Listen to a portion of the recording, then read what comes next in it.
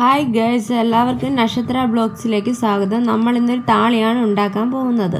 നോക്കിയില്ല, മുറ്റത്ത് നിന്നിരുന്നൊരു ചെമ്പരത്തിയിൽ നിന്നും കുറച്ച് ഇലയും പൂവും കൂടെ തന്നെ കുറച്ച് കറ്റാർ വാഴയും പറിച്ചു. നന്നായി കഴുകി വൃത്തിയാക്കി ശേഷം മുറ്റത്തെ അലക്കുകല്ലിൽ കൊണ്ടിട്ട് ഉരച്ച് നന്നായി ഒരു ജെൽ പരുവത്തിൽ എടുക്കുകയും ചെയ്തു. സാധാരണ ചിലരൊക്കെ മിക്സിയിലിട്ട് ഇവ ക്രഷ് ചെയ്തെടുക്കും.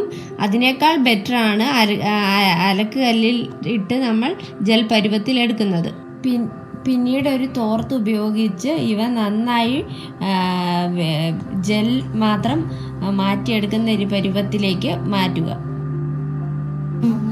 നച്ചുമോളുടെ തലയിൽ ധാരാളം താരനുണ്ടായതുകൊണ്ട് തന്നെ അവളുടെ തലയോട്ടിയിൽ ഞാൻ 10 മിനിറ്റോളം അവ തേച്ച് പിടിപ്പിച്ച് മസാജ് ചെയ്ത് കൊടുത്തു.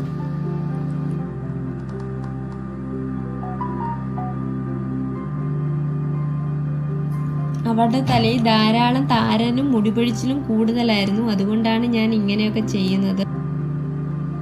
തലയോട്ടിയുടെ എല്ലാ ഭാഗത്തും ഇവ നന്നായി തേച്ച് പിടിപ്പിക്കണം. അപ്പോഴാണ് അല്ലുമോൻ അങ്ങോട്ട് വന്നേ. അവൻ്റെ തലയിലും കുറച്ച് തേച്ച് പിടിപ്പിച്ചു.